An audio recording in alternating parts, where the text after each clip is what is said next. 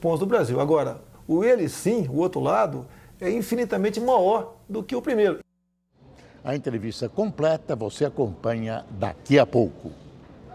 A Polícia Federal apresentou no fim da tarde o relatório final do primeiro inquérito sobre o ataque ao candidato do PSL à presidência, Jair Bolsonaro. Ao vivo de Brasília, a repórter Renata Teodoro tem as informações. Boa noite, Renata. Afinal, o que o inquérito da Polícia Federal apontou?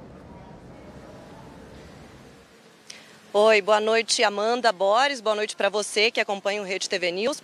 Olha só, Amanda, nesse primeiro inquérito, a polícia concluiu que Adélio Bispo de Oliveira agiu sozinho por não concordar com as ideias do candidato Jair Bolsonaro. Agora, esse inquérito só foi possível depois que a polícia apreendeu o celular, o computador e verificou também redes sociais, documentos de Adélio, em que foi comprovado que ele, de fato, era contrário com o posicionamento do candidato. Adélio prestou 3 depoimentos à polícia e em nenhum deles ele negou a intenção do crime. Pelo contrário, o crime foi premeditado em Florianópolis, e quando Adélio morava ainda em Florianópolis, tanto que foi lá que ele comprou 2 facas, uma delas foi a usada durante o ataque. Agora, antes disso, Adélio fez um curso de tiros porque a intenção dele era atacar o candidato Bolsonaro com uma arma, mas ele não teve tempo hábil de adquirir esse revólver. Agora, esse inquérito, o primeiro inquérito foi fechado para que Adélio possa ser denunciado. Tem um outro inquérito aberto em que a polícia vai tentar encontrar outros envolvidos. Renata Teodoro, ao vivo de Brasília, para o Rede TV News.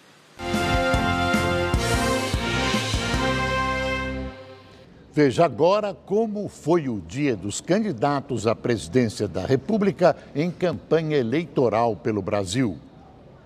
Fernando Haddad, do PT, cumpriu a agenda em Goiânia e fez caminhada com apoiadores pela região central da cidade. O candidato diz que, se eleito, pretende fortalecer a agricultura familiar e a empresa brasileira de pesquisa agropecuária e falou da importância do projeto da interiorização da educação no país. Geraldo Alckmin, do PSDB, fez caminhada e cumprimentou eleitores em São Miguel Paulista, na zona leste de São Paulo. O candidato diz que vai recuperar economia, emprego e renda para a população, em especial para as mulheres, com a promessa de que terão mais creches e escolas para deixar seus filhos. O Brasil vai voltar a crescer! Marina Silva, da Rede, cumpriu a agenda de campanha no Amazonas. A candidata se encontrou com lideranças políticas, esteve na Fiocruz de Manaus e visitou a Associação das Donas de Casa do Amazonas. Vamos ver agora como foi a agenda dos demais candidatos à presidência da República. João Amoedo, do Novo, cumpriu a agenda no Rio Grande do Sul. O candidato se reuniu com apoiadores em Novo Hamburgo e concedeu entrevista para uma rádio em Passo Fundo. Álvaro Dias, do Podemos, fez caminhada e cumprimentou eleitores pelo centro de Goiânia. O candidato almoçou na Federação do Comércio do Estado de Goiás, onde fez críticas à polarização política e à corrupção. Henrique Meirelles, do MDB, cumpriu a agenda em Curitiba e se encontrou com lideranças e empresários na Associação Comercial do Paraná. O candidato diz que, se eleito, seu governo tem condições de ampliar o parque industrial do estado. Vera Lúcia, do PSTU, cumpriu a agenda em Porto Alegre. A candidata fez caminhada pelas ruas do centro, acompanhou a Assembleia dos Trabalhadores da Educação e participou de ato público no Largo Zumbi dos Palmares.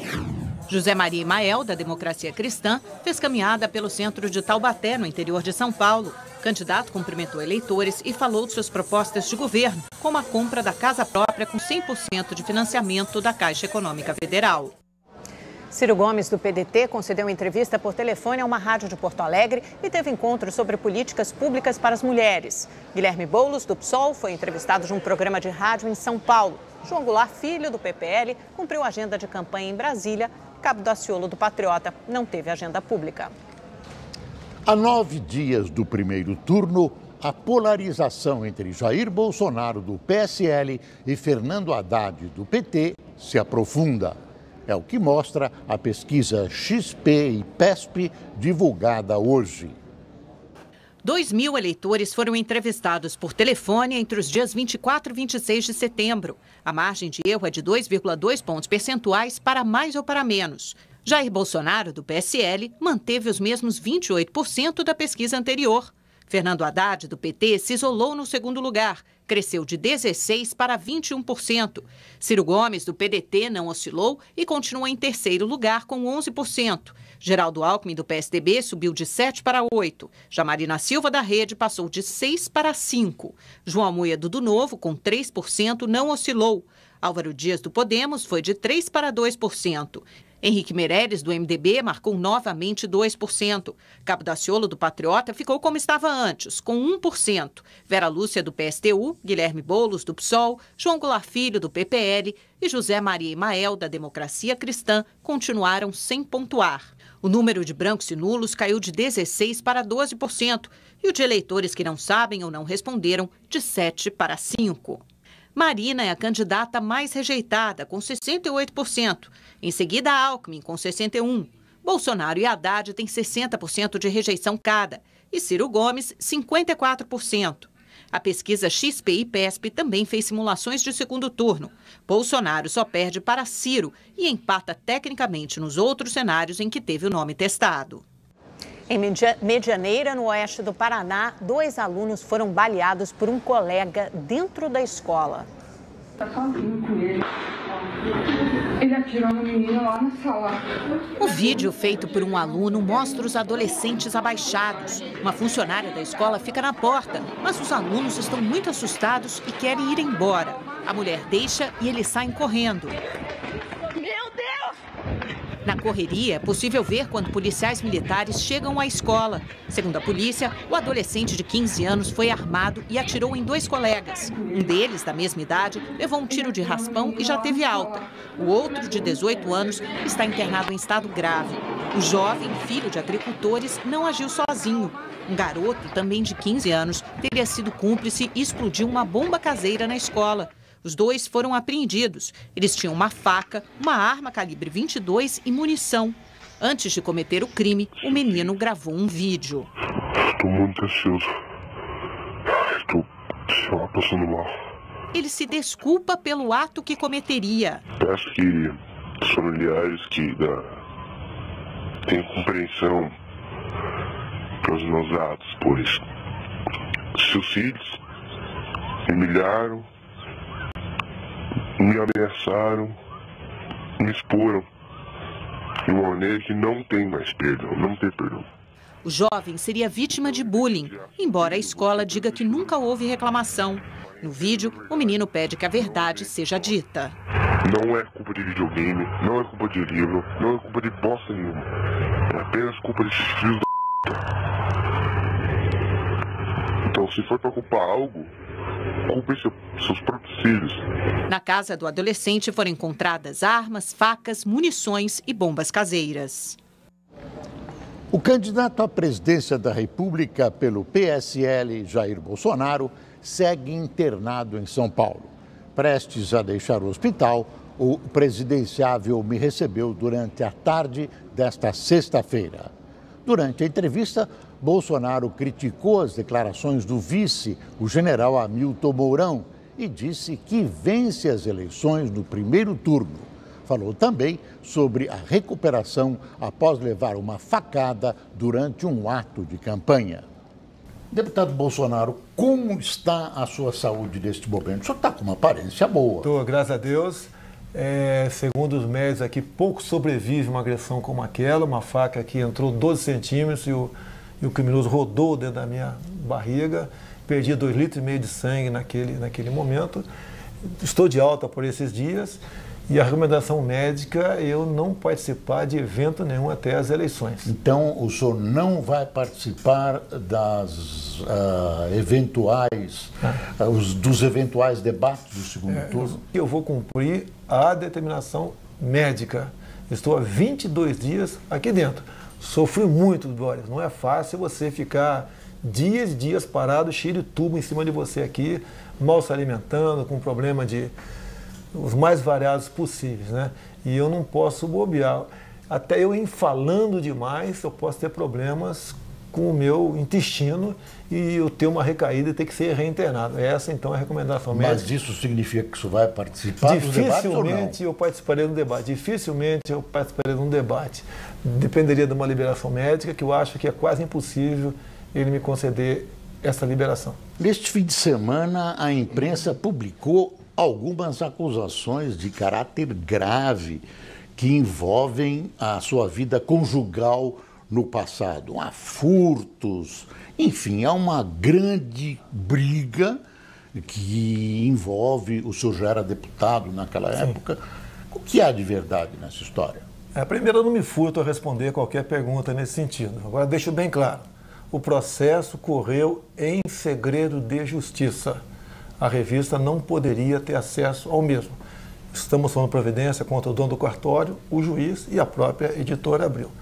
Te respondo qualquer assunto. Qual é que eu respondo? Os fatos são verdadeiros? A própria ex diz, está na matéria, a senhora Ana Cristina, que foi num momento de separação que quase todos, né, muitos, têm o emocional sobe a cabeça. Ela diz que falou muitas inverdades e nada daquilo houve. Furto do cofre. Quando ela foi chamada para depor sobre o furto, ela não foi.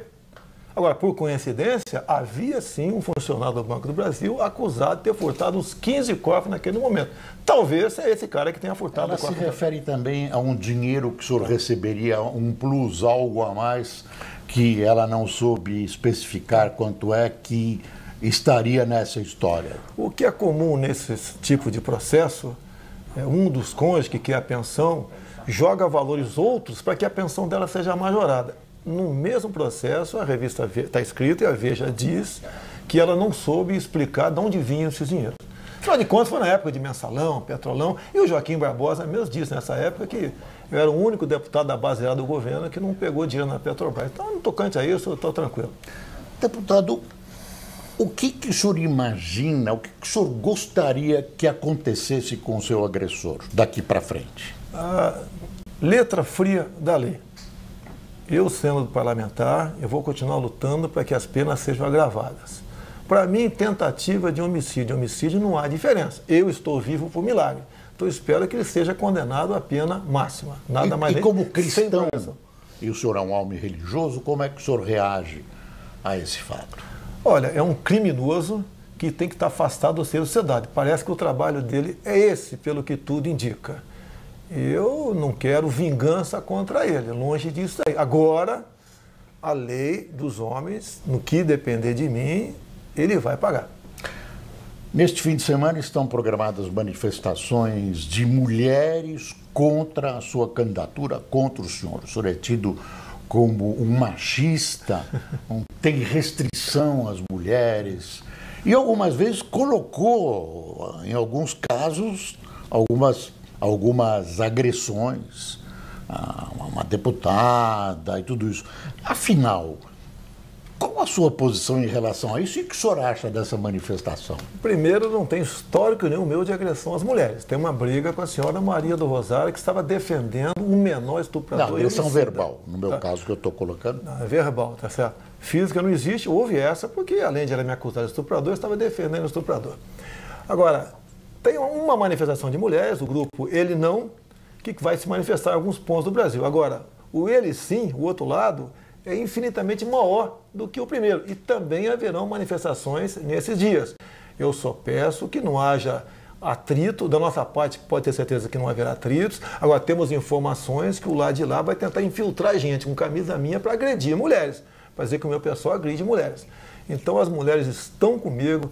Eu tenho vídeos, manifestações de mulheres de todo o Brasil, que eu agradeço muito, em apoio à nossa candidatura. O senhor já se considera eleito? Olha, se for por manifestações populares de rua, chegar do aeroporto e com o carinho que o povo me trata, eu considero essa fatura liquidada no primeiro turno. No primeiro turno? No primeiro turno. O senhor tem certeza disso? O senhor tem pesquisas a esse respeito? Bem, primeiro é que ninguém acredita nessas pesquisas que estão aí. Temos aí exemplos anteriores do que aconteceu. A minha pesquisa é o povo na rua, como me trato em qualquer lugar que eu vá. Sou aplaudido dentro de avião, quando estou em aeroportos, quando desço em aeroportos, quando caminho nas ruas, quando aconteceu o episódio em Juiz de Fora, também eu tinha mais de 10 mil pessoas na praça me esperando. Então é esse o sentimento que eu tenho e essa campanha gratuita que o povo faz para mim.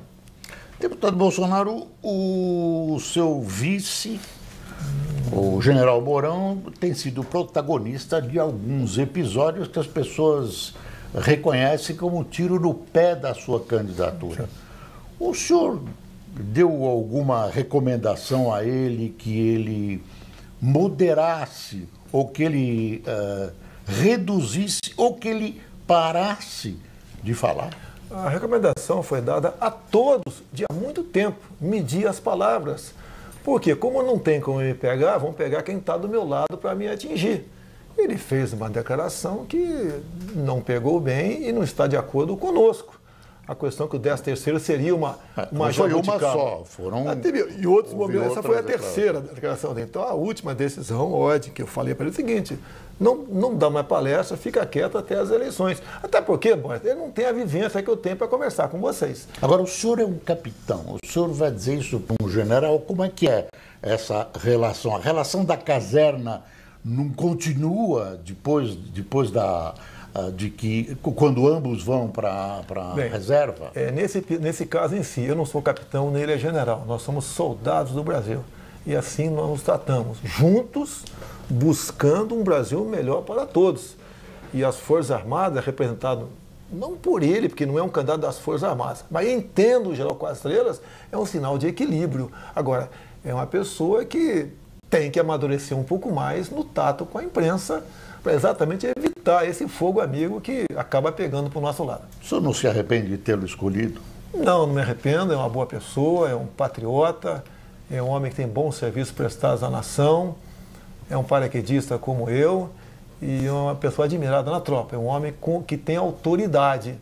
Então, com pequenos acertos, ele está aprendendo, vai aprender, como eu aprendi, apanhando muito dentro do Congresso também, pode ter certeza que será um vice que fará orgulhar o povo brasileiro. No caso do seu assessor econômico, Paulo Guedes, também há questões parecidas de algumas declarações que provavelmente prejudicaram a sua candidatura. Aliás, a pergunta é a mesma.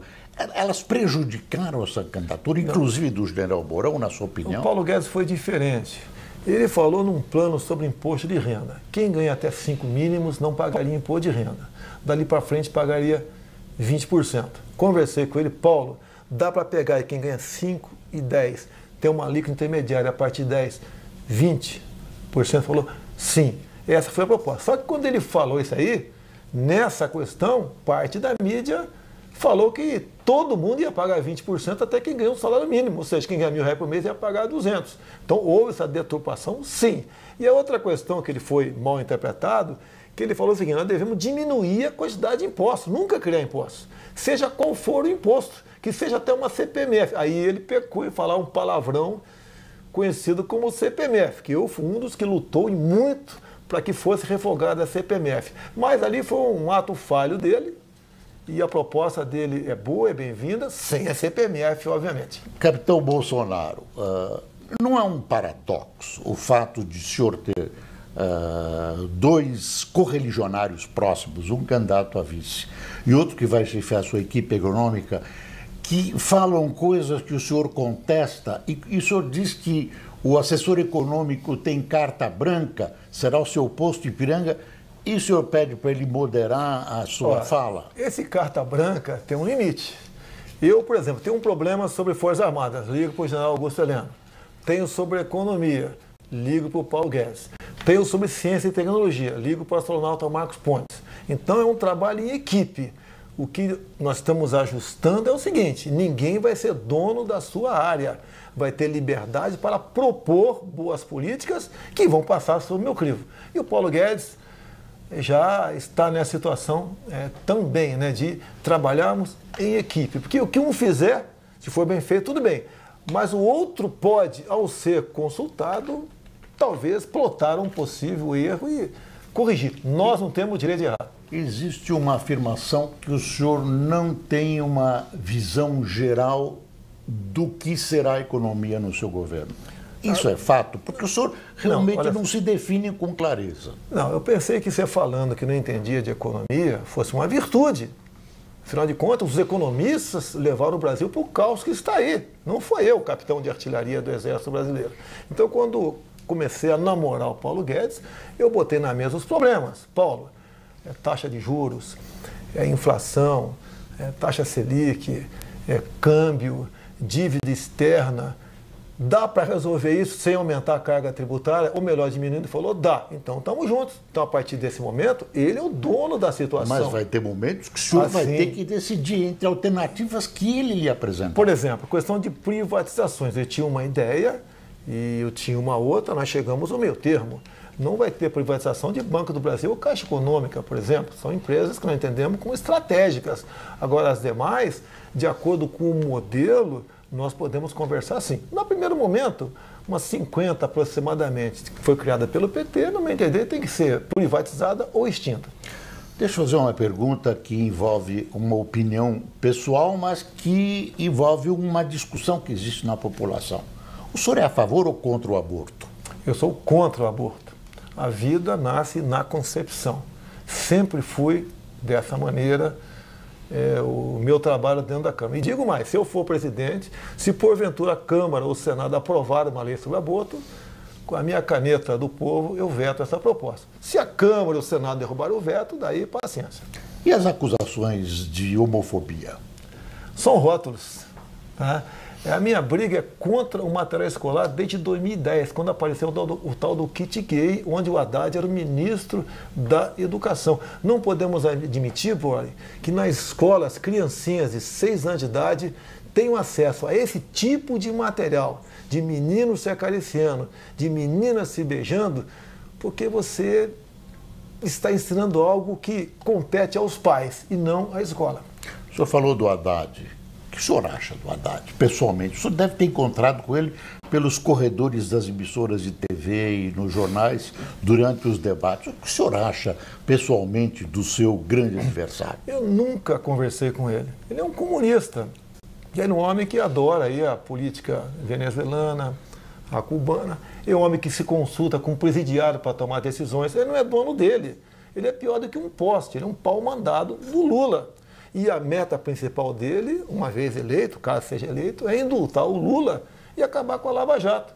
E daí o Brasil se mergulhará num caos. O que eu penso dele não é da minha cabeça, isso é uma realidade. Você pode ver, o próprio Zé Dirceu acabou de declarar que ganhar a eleição é uma coisa, tomar o poder é outra. É isso que ele quer fazer. Será mais que umas eleições. Então a preocupação existe, é muito grande, com essa questão ideológica do senhor Haddad e toda essa equipe do PT. Uma preocupação com uma eventual vitória sua, presidência da República, é como governar sem uma base política consistente. No Congresso, hoje, isso não tem base política. Há 4 anos, quando eu resolvi candidato, comecei a preocupar com isso. Há 2 anos, o Onyx Lorenzoni assumiu essa missão. Nós temos mais de 120 parlamentares que, de forma individual, querem colaborar com o governo. O grande problema que o parlamento atravessa, e nós temos que botar um ponto final, é que líderes partidários funcionam como líderes sindicais. E existe muito deputado sério, honesto dentro da Câmara. E esses estão do nosso lado, estarão prontos para governar o país ao nosso lado. E mais ainda, o meu partido, com toda certeza, vai ter um apelo e muita gente vai votar nos candidatos a federal do PSL. O senhor conhece a Câmara melhor que eu e que a maioria dos telespectadores. A Câmara, há muito tempo, tem um funcionamento, digamos, distorcido. Sim. Tem o toma lá da cá, cargos, etc, etc. O senhor acha que muda com a sua eleição? Muda, até porque você pode ver, nenhum partido médio se coligou comigo. O próprio Centrão é um ajuntamento de partidos fisiológicos. O próprio Paulinho da Força negociou com o candidato a presidente do Centrão a volta do imposto sindical. O que acontece normalmente? Nos últimos 20, 30 anos, acabou as eleições, o presidente eleito pega ali os 10, 12 líderes de maior bancada, vai para um canto lá do Palácio do Governo e negocia, ó, diretoria da Petrobras para você, de banco estatal para não sei quem, ministério para não sei o que lá, e daí está montado o governo. Isso chama-se governabilidade. Eu chamo isso de roubabilidade. Isso tem que deixar de existir.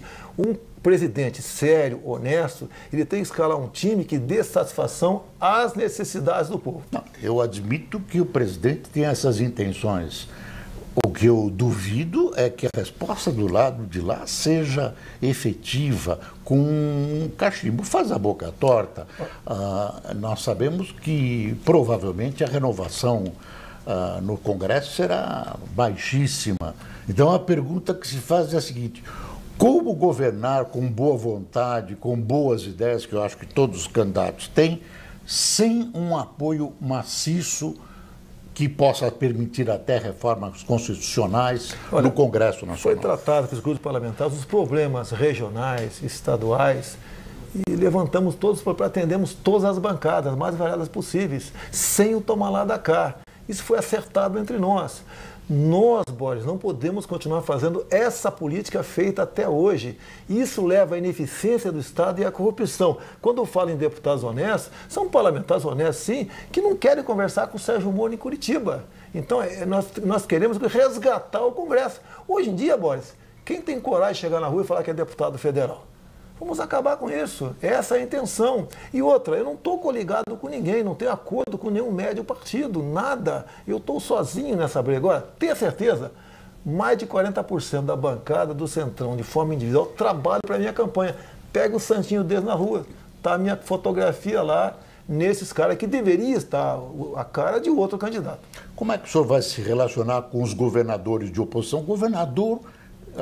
as pessoas estão falando pouco, a eleição presidencial cria uma sombra sobre as eleições de governadores. E governador é importante. Sim. Como é que o senhor vai se relacionar com os governadores da oposição? Nós não podemos penalizar o povo por uma questão ideológica da minha parte. Você tem que respeitar a vontade popular. Mas, obviamente, você tem que tudo é priorizado. Nós vamos priorizar os problemas mais graves e os governadores mais afinados conosco. Um governador, por exemplo, um partido que faz uma oposição radical, né, nós vamos tentar não atrapalhar, não beneficiar a população daquele estado, mas vai ter um tratamento secundário. Forças Armadas. As pessoas insistem em afirmar que o senhor tem um olhar especial para as Forças Armadas, da onde o senhor é originário. E essas pessoas falam num perigo de golpe. Como é que o senhor reage a isso? E o golpe seria feito através do senhor, quer dizer, conduzido, levado, permitido, bem visto pelo senhor. Existe isso? Olha, teve um impeachment agora. Quem está dizendo que foi golpe? Foi o PT que dizendo que foi golpe. Da nossa parte não existe golpe. Seremos escravos da Constituição e da legislação. É assim que ser tratada a coisa pública. E governaremos, Boris, pelo exemplo. E como o senhor vai tratar o Exército?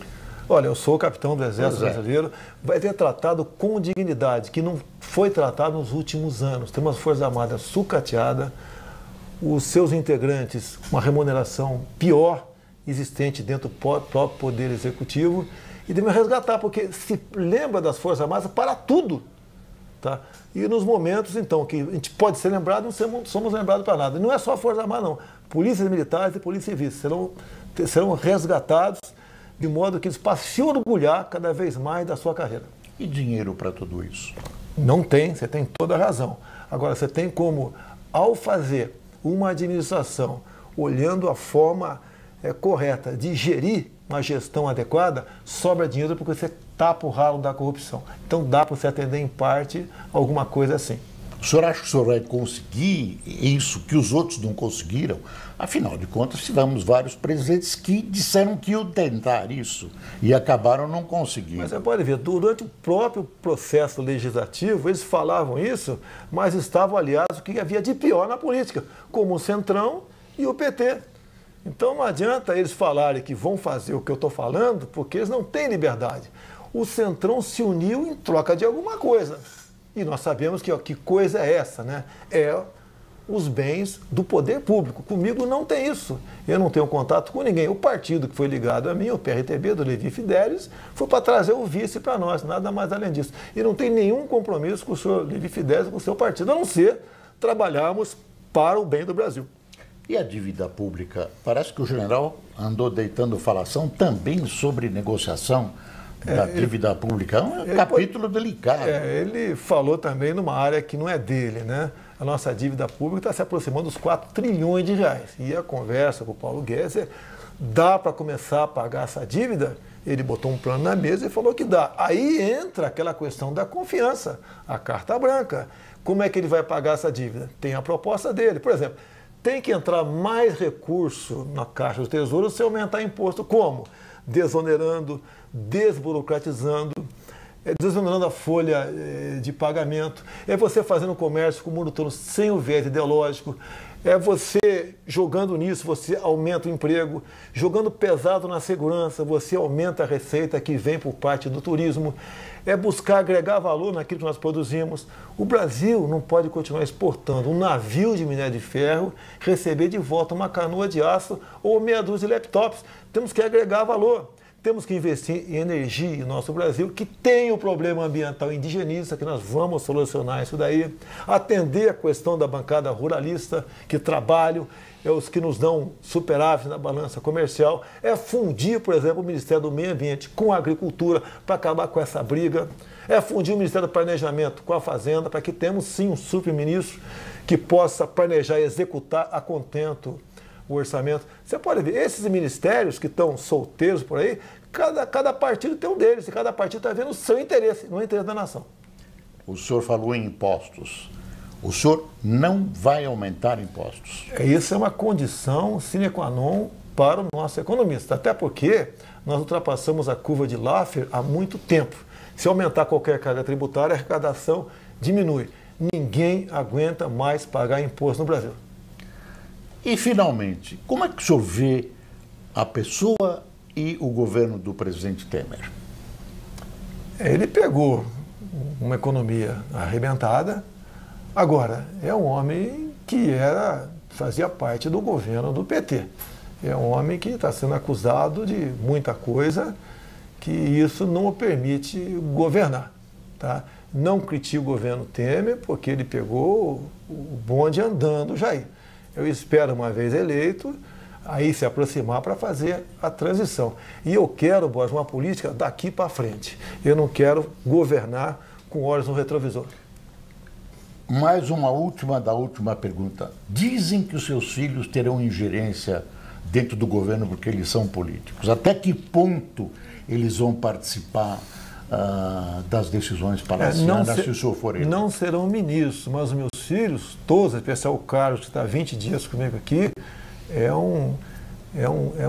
uma consciência que sempre me alerta do que eu posso ou não posso fazer. Ele bota freio em mim. Isso é muito bom, você ter um filho do teu lado para te orientar, te aconselhar e você tomar decisões corretas. Agora, não farão parte de governo como ministros.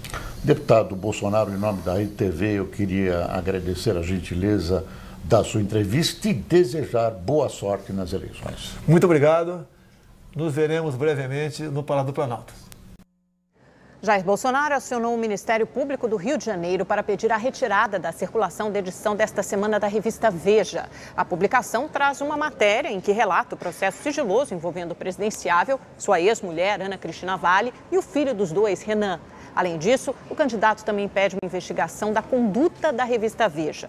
No documento, obtido com exclusividade pelo jornalismo da Rede TV, o advogado do candidato e presidente do PSL, Gustavo Bebiano Rocha, afirma que a divulgação das informações trata-se de gravíssima violação ao princípio da dignidade humana de todos os envolvidos no processo e pede ação pronta e eficaz do Ministério Público do Rio de Janeiro para impedir a circulação dos exemplares desta edição da revista.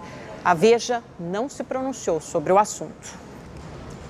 Em um vídeo divulgado nas redes sociais, Rogéria Bolsonaro, ex-mulher de Jair Bolsonaro, defende o candidato à presidência das críticas e do que chamou de injustiças. A íntegra do vídeo está no portal da Rede TV. Olá, pessoal. Sou Rogéria Bolsonaro, mãe do Flávio, do Carlos e do Eduardo. Mais uma vez estamos aqui para desmentir mais uma agressão que o Jair está sofrendo de novo, né? E dizer para vocês, o Jair nunca foi uma pessoa agressiva, sempre foi um ótimo pai, uma pessoa super carinhosa, nunca levantou um dedo sequer para tentar alguma agressão comigo ou com os meninos. E se você quiser rever a entrevista com Jair Bolsonaro ou então qualquer outra matéria do Rede TV News, assine agora o canal da Rede TV no YouTube. Lá você pode assistir a íntegra de todos os nossos programas. Por isso, acesse agora youtube.com/redetv. Está chegando a hora de um dos clássicos mais disputados do futebol mundial. Amanhã, pela Premier League, a partir da 1h25 da tarde, você acompanha Chelsea e Liverpool. Dois técnicos felizes nessa sexta-feira. Primeiro, porque amanhã é dia de jogaço. É um grande jogo, Chelsea versus Liverpool. Segundo, porque o jogaço é entre duas equipes que adoram atacar. They play for winning. Eles jogam para ganhar, nós também jogamos para ganhar, então deve ser um jogo aberto. So maybe it will be an open match. Dois times ofensivos, mas também preocupados com a defesa, tanto que investiram pesado para não sofrer gols. Alisson chegou no Liverpool como o goleiro mais caro da história do futebol. Mas o reinado durou poucos dias, só até o Chelsea pagar 347 milhões de reais para tirar o espanhol Kepa do Athletic Bilbao. Um levou apenas 2 gols em 6 rodadas, o outro sofreu só 4. Estrelas no gol, no meio, no ataque. Não é fácil enfrentar esses times de Premier League que mais parecem seleções. Como você faz para parar o Jorginho? Você tem ele, e o William vai estar lá. E o Morata, ou o Giroud. Pode ser a Premier League ou a Champions League. O Liverpool está pronto para ganhar alguma coisa importante. Importante de verdade é não perder nenhum segundo desse clássico. E aí em São Paulo, Fernando Fontana, todo mundo já ligado no relógio para o grande jogo de amanhã? Olha, Renato Senise, aqui em São Paulo, todo mundo está respirando esse grande clássico, até o relógio está mostrando, olha, 13 horas e 25 minutos na telinha da Rede TV, tem Chelsea e Liverpool amanhã, todo mundo vai acompanhar, inclusive tem treinador que já falou que vai ficar ligadaço no nosso canal para assistir esse grande jogo.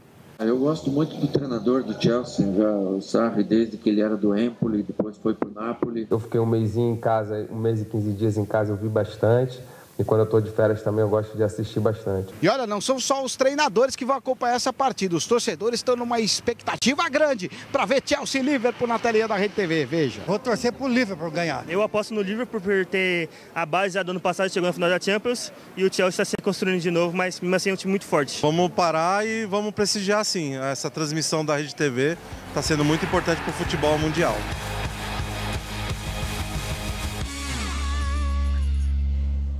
Agora a nossa parada é na Hípica Paulista, que recebe o maior evento de hipismo da América Latina. O Campeonato de Salto Indoor da Sociedade Hípica Paulista reúne a elite do hipismo brasileiro e mundial.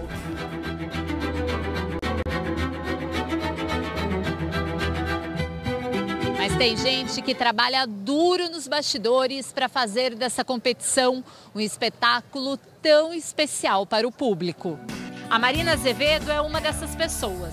Tanto aqui como em outras competições de hipismo pelo mundo, ela desempenha a função de designer de curso. Meu trabalho praticamente é desenhar o percurso que os cavalos vão saltar. Isso envolve harmonia, beleza, técnica. Mas para que este trabalho dê certo, ela conta com uma equipe de respeito. Isso aqui deve movimentar de funcionário, diretos e indiretos, eu vou dizer que pelo menos umas 500 pessoas. A 28ª edição do Campeonato de Salto Indoor da Sociedade Hípica Paulista vai até domingo, com ingressos que vão de R$10 a R$50. E o evento conta com o apoio da Rede TV. O Rede TV News faz um rápido intervalo e volta já. Você está assistindo Rede TV News e às 10 da noite fique com TV Fama. Premier League. Oferecimento. Caixa. Vai, que a Caixa vai com você. Bulldog.net. Aposte em você. Nasce um novo dia. Mais um capítulo de uma grande jornada. Um novo dia para ganhar e apostar em quem pode fazer a diferença. Você mesmo. Aposte em você. Bulldog.net. Se fazer alguém sorrir já é muito bom, imagine levar alegria para todo o Brasil. Nutrafarma faz isso todo dia de um jeito diferente. Ela deixa milhões de brasileiros felizes porque vende seus medicamentos mais baratos. Acesse ultrafarma.com.br e seu pedido chega rapidinho. Ideia, 5 minutos.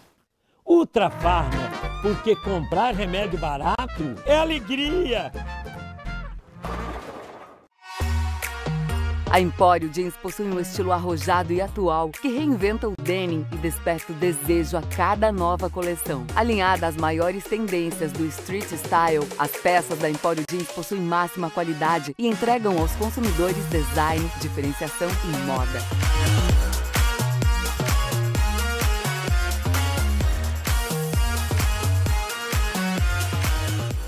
Empório Jeans. Paixão sem limites. Já pensou em ter uma casa de novela? Igualzinha que aparece na TV? Vem pra Casas Bahia, só que tem tudo pra deixar sua casa assim, igual de novela. Não é incrível? Aproveita! Aproveite estas ofertas. J5 Prime, só R$ 49,90 mensais. Guarda-roupa New Durban, 3 portas e 9 gavetas, só R$ 799. TV 32 Samsung, só R$ 999. Ventiladores 30 centímetros a partir de R$ 69,90. Só na Casas Bahia você pode ter uma casa de novela. Vem pra loja, acesse o site ou baixe o aplicativo. Se você não sabe ainda... Letra da música em animação nas cores amarelo, verde e branco. Com cuidado, não é hora de arriscar. Ouça a voz do coração, aperte o 1, aperte o 2. Vote Ciro presidente pra não se arrepender depois. Nem A, nem B, é C de Ciro. Nem A, nem B, é C de Ciro. Vote Ciro presidente pra não se arrepender depois. Foto de Ciro sorrindo. Que tal participar da promoção Brincando na Moda Riachuelo? Quem comprar 4 peças do departamento